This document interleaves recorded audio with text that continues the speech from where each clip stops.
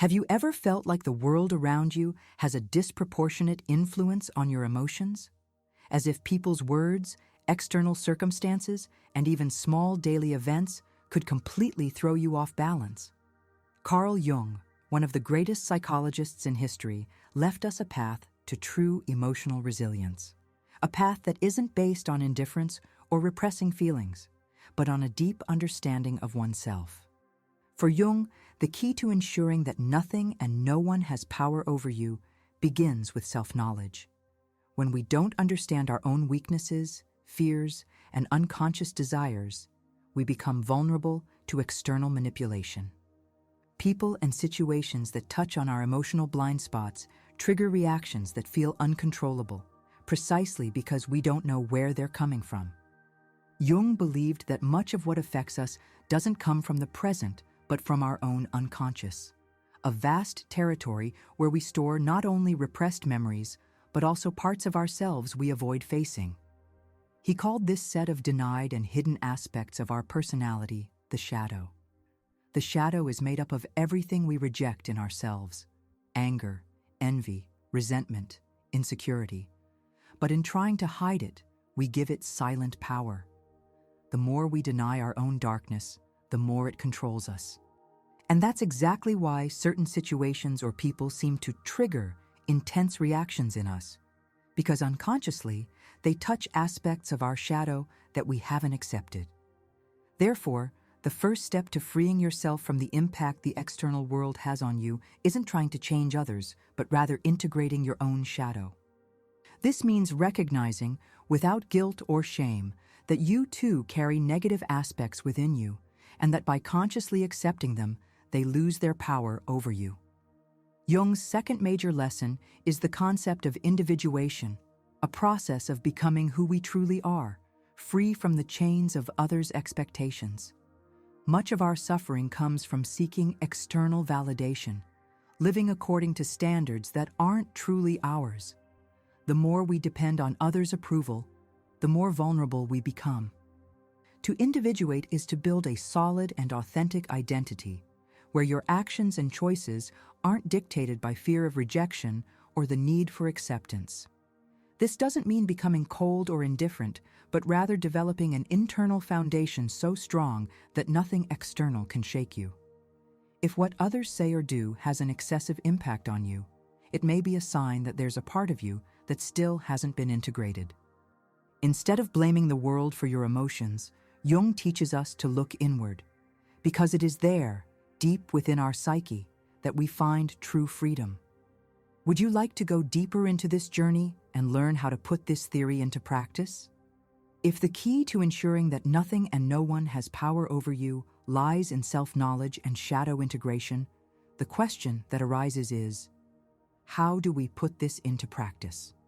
Carl Jung teaches us that the first step is developing self-awareness. This requires an attitude of impartial observation toward our own reactions. Whenever something or someone affects us deeply, instead of reacting impulsively, we should ask ourselves, what exactly inside me is being triggered? Often we feel hurt or irritated because something resonates with an old wound, an unconscious complex. If someone rejects you and it causes deep suffering, that pain may not come from the present, but from past memories of abandonment or devaluation. Jung called these unconscious patterns complexes, emotional structures charged with psychic energy that shape our reactions without us realizing it. When a complex is activated, we react disproportionately, as if being swept away by an emotional wave that feels much bigger than the actual event that triggered it. And this is where many people go wrong when trying to become immune to the external world. Instead of investigating their own wounds, they try to become indifferent, suppressing emotions or pretending they don't care. But Jung warns us that repressing feelings is not the path to true freedom. It only postpones the problem.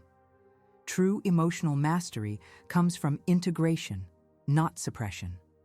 This means looking at our emotions without fear and seeking to understand their roots. We can do this in several ways. Honest self-inquiry. Ask yourself, why did this affect me so much? What part of me feels threatened by this situation? Reflective writing. Keeping an emotional journal can help identify patterns of emotional triggers over time. Therapy and analysis. Jung pioneered deep psychotherapy, and a good therapist can help bring unconscious aspects of the psyche to light. Symbolic activities. Art, mythology, dreams, and even observing synchronicities in daily life can reveal messages from the unconscious. Jung also teaches us about the power of archetypes, universal patterns that shape our perception of reality. When we are stuck in the victim archetype, for example, we tend to see the world as a hostile place where everything is against us. But when we embody the hero archetype, we view challenges as opportunities for growth. Changing how we identify internally also changes how we respond to what happens around us. The great truth is that no one can affect you deeply without your permission, because everything that provokes an intense emotion already exists within you.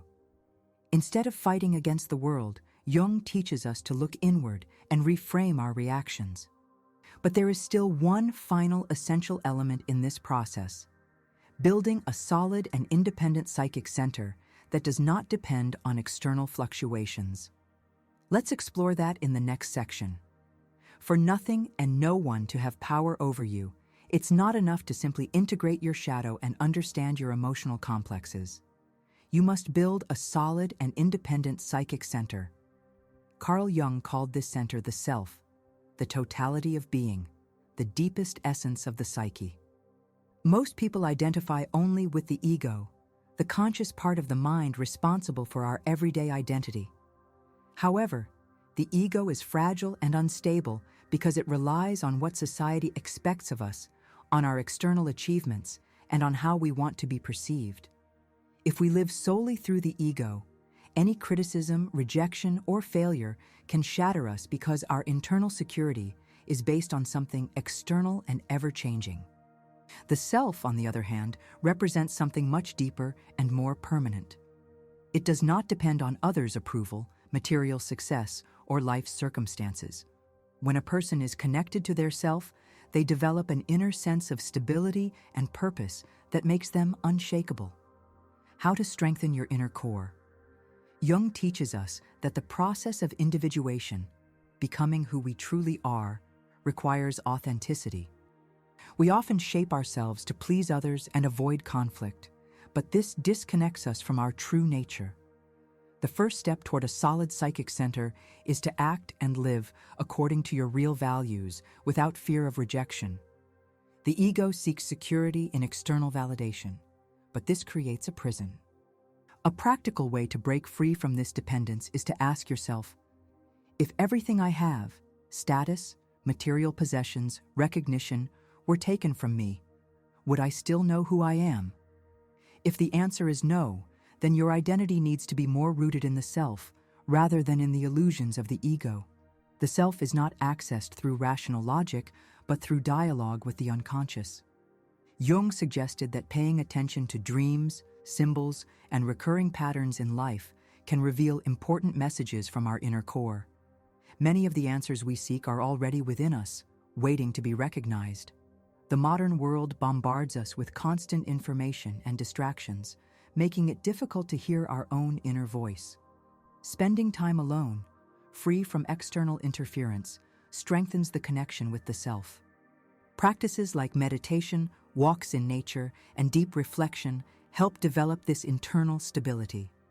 When a person is truly centered in the self, they do not become cold or indifferent, but rather whole and autonomous. Their emotions still exist, but do not control them. They hear others' opinions, but are not defined by them. Life's difficulties arise, but do not break them. This is the true state of inner freedom that Jung invites us to achieve. But there is still one essential aspect left: the power of synchronicity and aligning with the flow of life. In the next section, we'll explore how Jung viewed destiny, chance, and the ways we can connect with something greater than ourselves. If we want to ensure that nothing and no one has a disproportionate impact on us, we need to understand not only our individual psyche, but also how we interact with the universe around us. Carl Jung developed an essential concept for this: synchronicity. Unlike the traditional idea of coincidence, synchronicity refers to events that occur in a meaningful way without an apparent cause and effect relationship. These events seem to respond to a person's inner state, acting as symbolic messages from the unconscious, or even from the universe itself. When we live solely through the ego, we believe everything is chaos and randomness. We feel at the mercy of circumstances, reacting impulsively to whatever happens around us. But when we connect with the self and begin to recognize the patterns and meanings behind our experiences, we develop a new kind of perception: trust in the flow of life. Jung suggested that when we are aligned with our true path, events seem to organize themselves harmoniously. We meet the right people at the right time, unexpected opportunities arise, and even challenges start to feel like part of a greater process of growth. How to use synchronicity to become unshakable. Stop viewing events only through a rational lens. Ask yourself, what could this event be trying to teach me? For example, if you keep facing the same kind of difficulty, it may be a sign that something within you needs to be integrated. Pay attention to small coincidences: a book that appears at the right moment, a conversation that delivers exactly the answer you needed. These may be more than mere chance. The more aware you are, the more you'll notice these signs. Check if your life feels chaotic or fluid. When you're not living authentically, external signs tend to be chaotic or challenging. But when you follow a path that is true to yourself, reality responds in a more effortless way. Ask yourself, am I being true to who I really am? Let go of the need for control. One of the biggest sources of suffering is our attempt to control everything around us. Jung teaches that the unconscious is a powerful force, and often the answers we seek don't come from rational thought, but from surrendering to the natural flow of life. The more you trust in this process, the less uncertainty will shake you. Through this journey, we realize that true emotional resilience doesn't come from repression or isolation, but from a deep understanding of ourselves and the world around us. When we integrate our shadow, strengthen our self, and recognize the symbolic nature of reality, nothing can affect us in a destructive way. This doesn't mean we will never feel pain or frustration. It means we will develop the ability to experience these emotions without being consumed by them. Carl Jung teaches us that the true master of life is not the one who feels nothing, but the one who deeply understands every feeling without being controlled by it. So, are you ready to take charge of your inner world? If this message resonated with you, leave a comment below and let me know where you're watching from. It's always incredible to see how far this message can reach. And if you want to keep exploring Jung's teachings and other deep ideas about self-knowledge and psychology, make sure to subscribe to the channel and turn on notifications. That way, you won't miss any new videos. See you in the next one.